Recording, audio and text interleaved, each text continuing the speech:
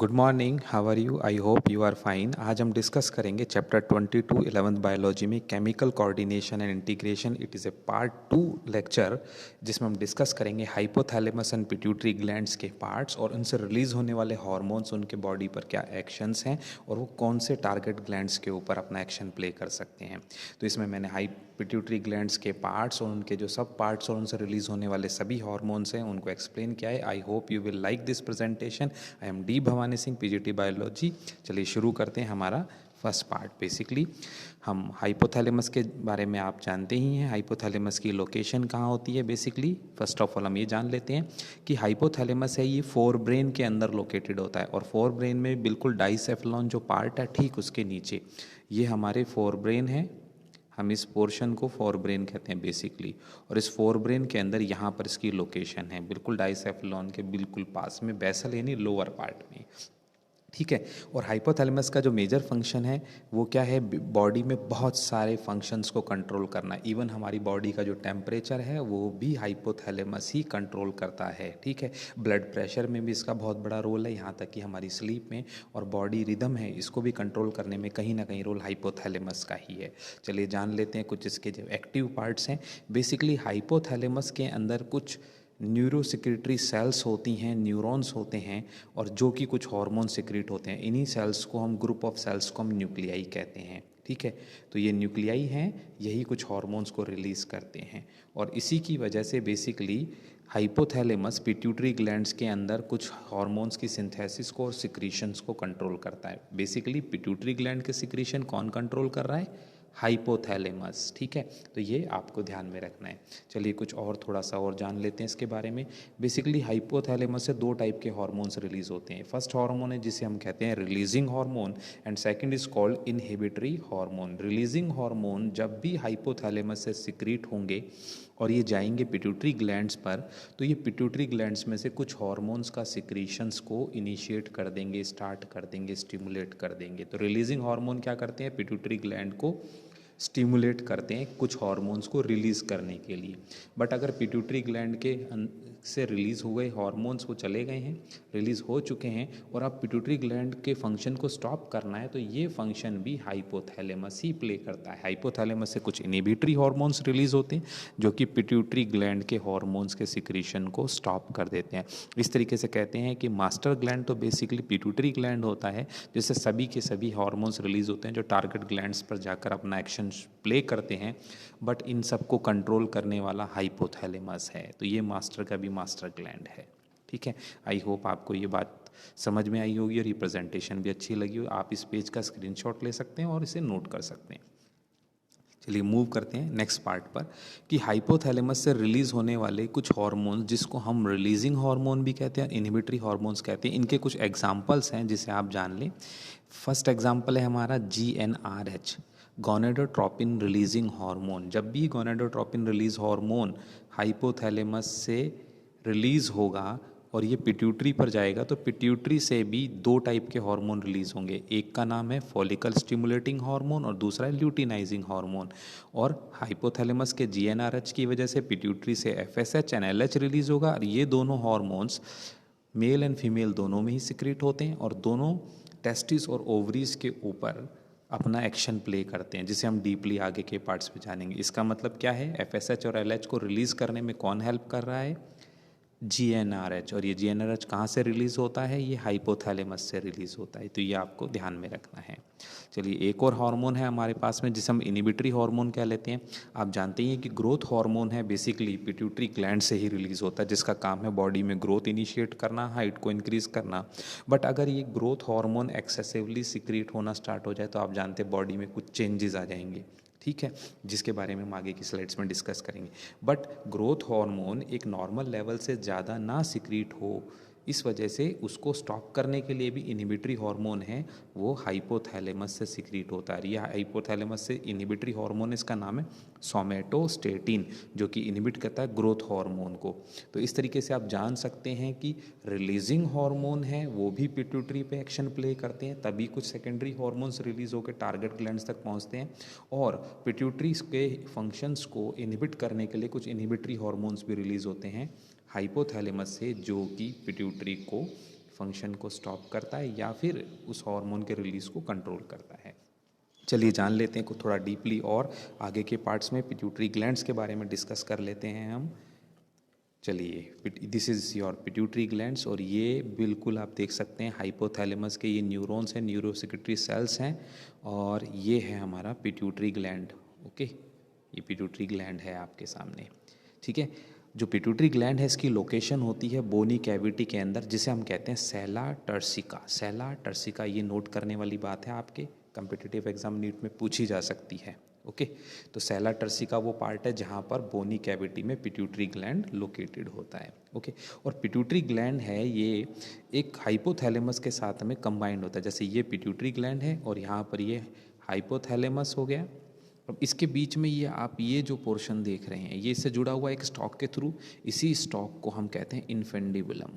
Okay, तो ये ध्यान रखना है कि हाइपोथैलेमस और पिट्यूटरी ग्लैंड किससे अटैच्ड होते हैं, इन्फेंडिबुलम के थ्रू एक स्टॉक है जिससे कि थ्रू ये जुड़े हुए होते हैं। ओके, तो ये याद रखने वाली बात है। चलिए नेक्स्ट पार्ट को डिस्कस कर लेते हैं। पिट्यूटरी ग्लैंड्स है बेसिकली, इसको भी दो पार्ट्स में फर्दर डिवाइड किया गया है। तो हम दोनों पार्ट्स को जान लेते हैं कि पिट्यूटरी ग्लैंड है, इसका जो ये पार्ट आप देख रहे हैं that is called anterior pituitary, और सबसे ज़्यादा जो हार्मोन्स हैं, ग्रोथ हार्मोन है, एड्रीनोकॉर्टिकोट्रॉपिक हार्मोन्स है, वो हम नेक्स्ट पेज पे डिस्कस करेंगे। वो सारे हार्मोन्स जितने भी इंपॉर्टेंट फंक्शंस हैं, वो हार्मोन्स हैं, वो एंटीरियर लोब से सिक्रीट होते हैं। पिट्यूटरी एंटीरियर लोब को ही हम कहते हैं एडिनो हाइपोफाइसिस। ये ध्यान रखने वाली बात है, एग्जाम्स में क्वेश्चन एडिनो हाइपोफाइसिस नाम से पूछा जाता है। एंटीरियर पिट्यूटरी सिंपल नेम्स कभी नहीं पूछते हैं। ओके, और posterior pituitary that is called neuro hypophysis, this is posterior pituitary. ठीक है, तो इसी को कहा जाता है neuro hypophysis. So you can understand कि एडिनो हाइपोफाइसिस यानी एंटीरियर पिट्यूटरी है, और न्यूरो हाइपोफाइसिस यानी पोस्टीरियर पिट्यूटरी है। फर्दर एंटीरियर पिट्यूटरी को भी फर्दर डिवाइड किया गया है, वो हम नेक्स्ट स्लाइड पे देख लेते हैं। आप इस पेज का स्क्रीनशॉट ले सकते हैं कि पिट्यूटरी ग्लैंड है, इसके दो पार्ट हैं, adenohypophysis and neurohypophysis, जिसे generally anterior pituitary and posterior pituitary के रूप में जाना जाता है, कहा जाता है। ओके, नेक्स्ट पेज पे देखिए। चलिए इसको और थोड़ा डिटेल में जान लेते हैं। पिट्यूटरी ग्लैंड है आपका, पिट्यूटरी ग्लैंड्स के दो पार्ट हो गए आपके, anterior pituitary and posterior pituitary. Okay, इस पोस्टीरियर अब एंटीरियर पिट्यूटरी है, इसी को हम कहते हैं adeno hypophysis. Okay, posterior pituitary है, इसे कहा जाता है न्यूरो हाइपोफाइसिस। ओके, अब जरा सबसे पहले हम पोस्टीरियर पिट्यूटरी को स्टडी कर लेते हैं कि पोस्टीरियर पिट्यूटरी से बेसिकली दो हार्मोन रिलीज होते हैं। ये दो हार्मोन्स कौन कौन से हैं? पोस्टीरियर पिट्यूटरी न्यूरो हाइपोफाइसिस से इस पार्ट से रिलीज होने वाले वो हैं ऑक्सीटोसिन एंड वैसोप्रेसिन, जिसे ADH भी कहा जाता है। ऑक्सीटोसिन बेसिकली ये जो हार्मोन है, इसके बारे में हम और डिटेल में नेक्स्ट स्लाइड्स में पढ़ेंगे, जिसका काम है बेसिकली बर्थ हार्मोन कहा जाता है ऑक्सीटोसिन को। इवन ये मिल्क सिक्रीशन में भी हेल्प करता है। जबकि वैसोप्रेसिन जिसे एंटी डायरेसिस हार्मोन है, जो कि यूरिन सिक्रीशन को इंक्रीज करता है और फाइनली ब्लड प्रेशर कंट्रोल करने में भी हेल्प करता है। आप पहले के एक्सक्रीटरी सिस्टम से रिलेटेड पार्ट्स में आप पढ़ चुके हैं। वैसोप्रेसिन एंटी डायरेटिक हार्मोन या डायरेसिस हार्मोन, इन्हीं प्रेजेंटेशंस के लास्ट पार्ट में हम इसको और ज़रा डिटेल में डिस्कस करेंगे।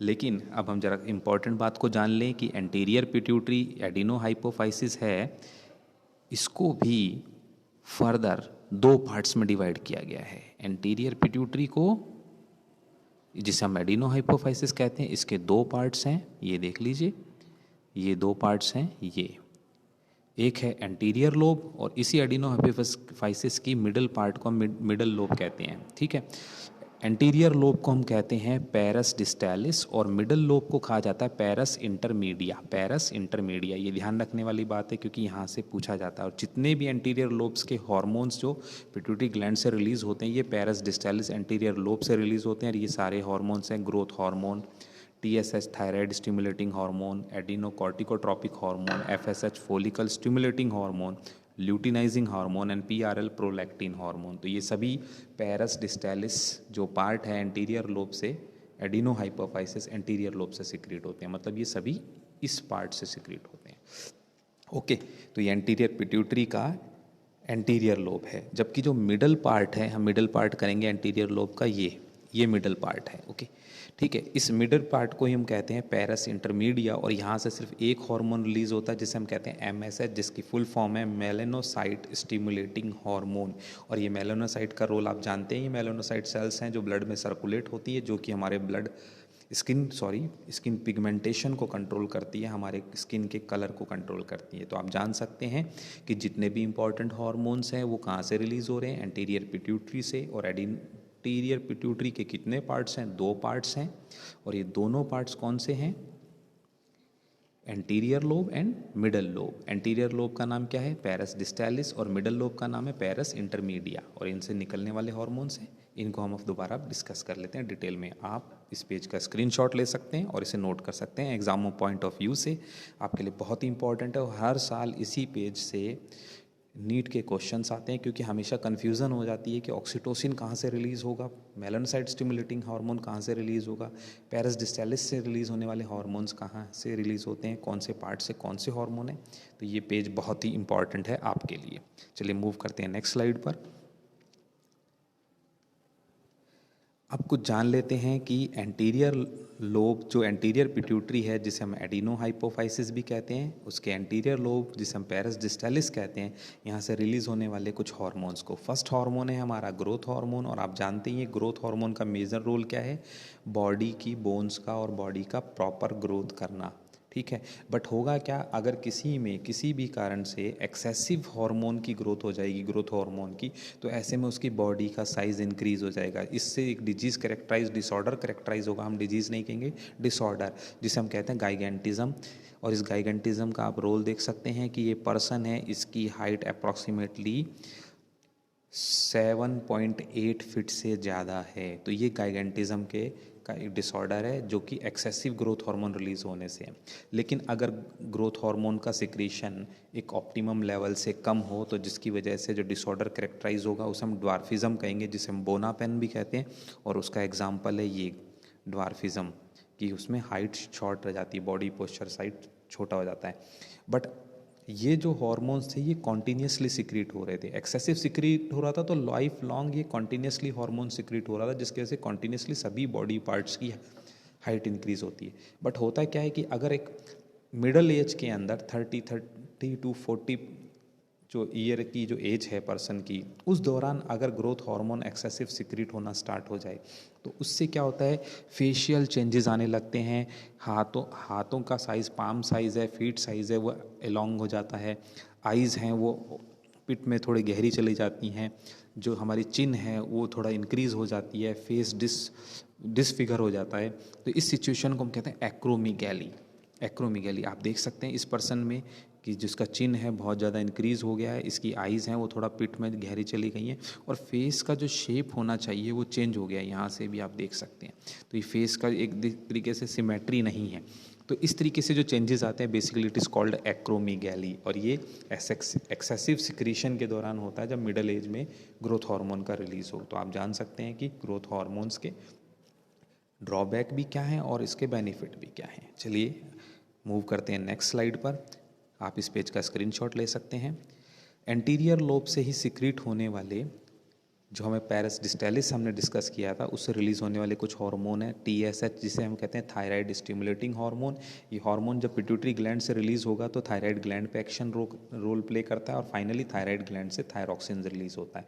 अगर पिट्यूटरी से TSH रिलीज़ ना हो तो थायराइड ग्लैंड से थायरॉक्सिन रिलीज़ नहीं होगा।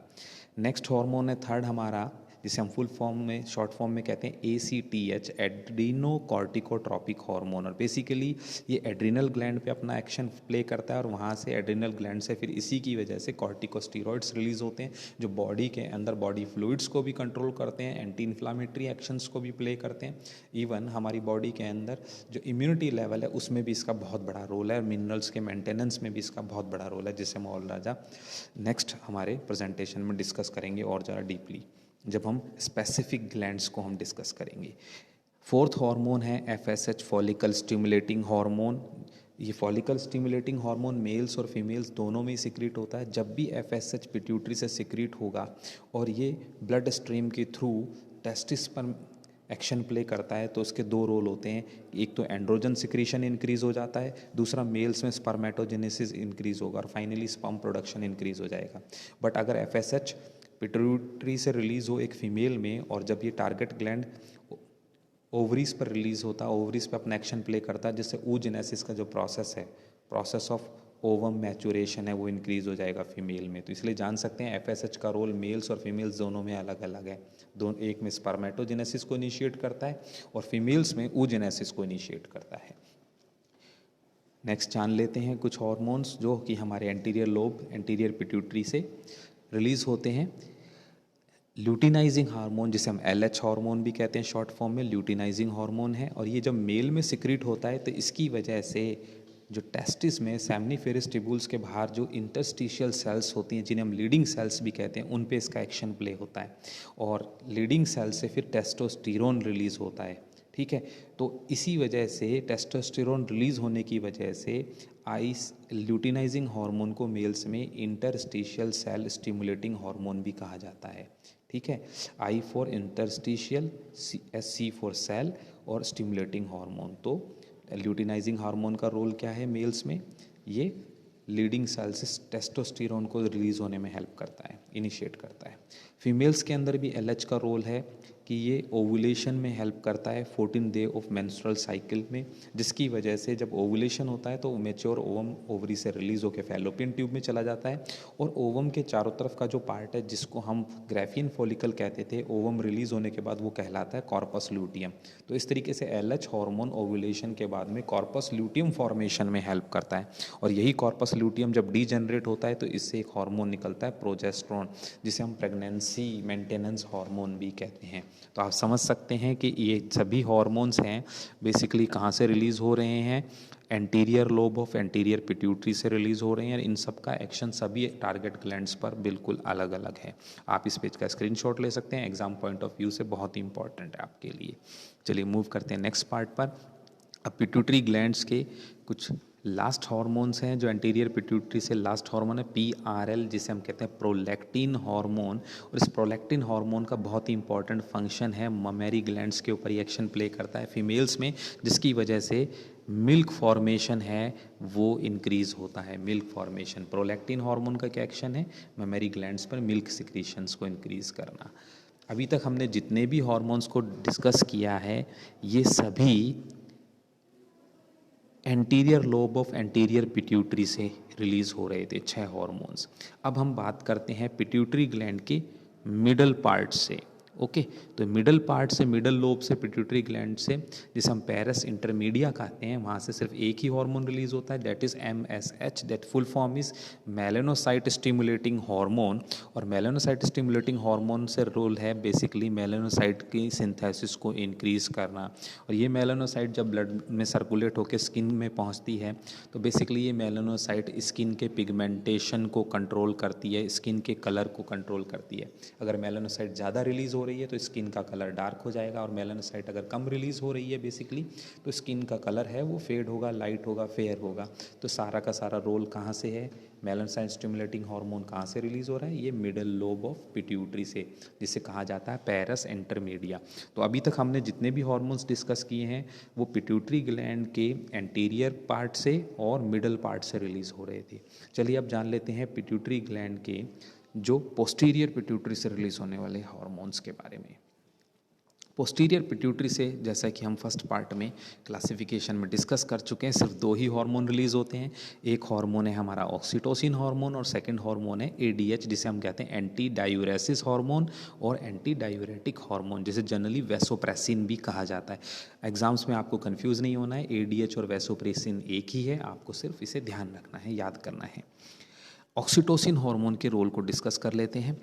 ऑक्सीटोसिन हार्मोन जब ये फीमेल्स में रिलीज़ होता है तो बेसिकली इसकी वजह से कॉन्ट्रैक्शन इनिशिएट होते हैं यूट्रस में, और जो यूट्रस में स्मूथ मसल्स हैं उसके कॉन्ट्रैक्शन बहुत ज़्यादा फास्ट हो जाते हैं, और फाइनली इसकी वजह से क्या होता है? It helps in child birth, यानी डिलीवरी के दौरान ऑक्सीटोसिन हार्मोन रोल जो बहुत इंपॉर्टेंट प्ले करता है। इवन जिनमें ऑक्सीटोसिन हार्मोन की कंसंट्रेशन कम होती है उनकी डिलीवरीज में 8 to 12 आवर लग जाते हैं। इसलिए डॉक्टर्स हॉस्पिटल जाने के बाद अगर फास्ट डिलीवरी करवाना चाहते हैं तो नॉर्मल सलाइन जो इन्फ्यूज़न दिया जाता है इंट्रावीनस, उसमें ऑक्सीटोसिन का इंजेक्शन लगा देते हैं, और जब वो ऑक्सीटोसिन ब्लड में फ्लो करता है तो विद इन 40 मिनट ये अपना रोल प्ले करता है और चाइल्ड बर्थ को ये इंक्रीज़ कर देता है और फास्ट कर देता है, जिससे कि 40 मिनट में डिलीवरी हो जाती है। ओके, तो आप जान सकते हैं ऑक्सीटोसिन का क्या रोल है। इवन ऑक्सीटोसिन का बहुत ही इंपॉर्टेंट रोल है मिल्क इंजेक्शन में, बिकॉज ये मिल्क मेमोरी ग्लैंड को एक्टिवेट करता है।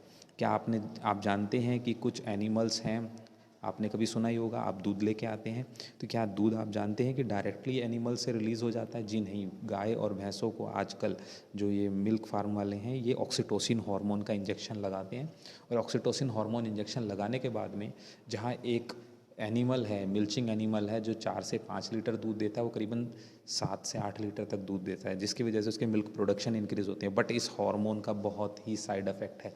इस तरीके से इंजेक्शन लगा करके यूज़ होने वाला जो रिलीज़ होने वाला जो मिल्क है, बेसिकली ये जब बॉडीज़ में जाता है तो ये मेटाबोलाइज होने के बाद में इसके कुछ सेकेंडरी इफेक्ट डेवलप होते हैं, जिससे उस मिल्क को कंज्यूम करने वाले लोगों में ओबेसिटी, थायराइड और कुछ हार्ट डिजीज़ कैरेक्टराइज होती हैं। इस वजह से हमें कभी भी कोई मिल्क ऐसा नहीं लेना चाहिए जो कि एनिमल को ऑक्सीटोसिन इन्फ्यूज़न के बाद में रिलीज़ हो। हमें नॉर्मल जो एनिमल है जिससे विदाउट ऑक्सीटोसिन इंजेक्शन शॉट दिए बिना ही रिलीज़ होता है, मिल्क मिलता है, वो हमें लेना चाहिए। है एक कॉमन नॉलेज है जो हमें जाननी चाहिए। बट हमें जब भी ये एक्सप्लेन करना है तो हमें इसका एक्सप्लेन करना है रोल ऑक्सीटोसिन का in child birth, in vigorous contraction of uterus muscles, ठीक है। और सेकंड है milk injection from the mammary gland. Last हम जान लेते हैं second ADH, anti diuresis hormone vasopressin, जिसका मेन रोल है prevent excess loss of water. Okay, basically क्या करता है एंटी डायरेसिस हार्मोन, ये रीअब्सॉर्प्शन को स्टिमुलेट कर देता है नेफ्रॉन्स में, जिसकी वजह से वाटर और इलेक्ट्रोलाइट ज़्यादा एब्जॉर्ब होते हैं डीसीटी, डिस्टल कन्वोल्यूटेड ट्यूबुल से और कलेक्टिंग डक्ट से, और फाइनली क्या होता है यूरिन की क्वांटिटी कम हो जाती है, ठीक है। इसके अलावा एडीएच का रोल है ब्लड प्रेशर को मेंटेन करना। ओके, तो इसका बहुत बड़ा इंपॉर्टेंट रोल है। लेकिन क्या होता है एडीएच की अगर बॉडी में सिक्रीशन बहुत ज़्यादा कमी हो गई तो इसकी वजह से, डिफिशिएंसी की वजह से एक डिजीज़ कैरेक्टराइज होती है। उस डिजीज़ को हम कहते हैं डायबिटीज़ इंसुपिडस। और इस डायबिटीज़ इंसुपिडस की वजह से क्या होता है, यूरिन का एक्सक्रीशन सिक्रीट इंक्रीज़ हो जाता है, वॉल्यूम इंक्रीज़ हो जाएगा। जब वॉल्यूम यूरिन का इंक्रीज़ हो जाएगा तो डिहाइड्रेशन की सिचुएशन क्रिएट होगी, या डिहाइड्रेशन होगा तो उसकी वजह से क्या होगा, थ्रस्ट बहुत ज़्यादा लगेगी, पर्सन को प्यास ज़्यादा लगेगी। तो इस तरीके से डायबिटीज़ इंसुपिडस है। इसके पीछे जो हार्मोन है that is anti diuretic hormone और एंटी डायूरेसिस हार्मोन। तो आई होप आपको ये प्रेजेंटेशन अच्छी लगी होगी, थोड़ी सी लॉन्ग है but I hope you like this. आप इस पेज का स्क्रीनशॉट ले सकते हैं, इसे नोट कर सकते हैं, एग्जाम पॉइंट ऑफ व्यू से बहुत ही इंपॉर्टेंट है आपके लिए। नेक्स्ट पार्ट में हम डिस्कस करेंगे ग्लैंड्स इन डिटेल, सभी ग्लैंड्स के बारे में। So please like and share and subscribe. Till then bye bye, take care. I am D Bhavani Singh, PGT biology. Bye bye.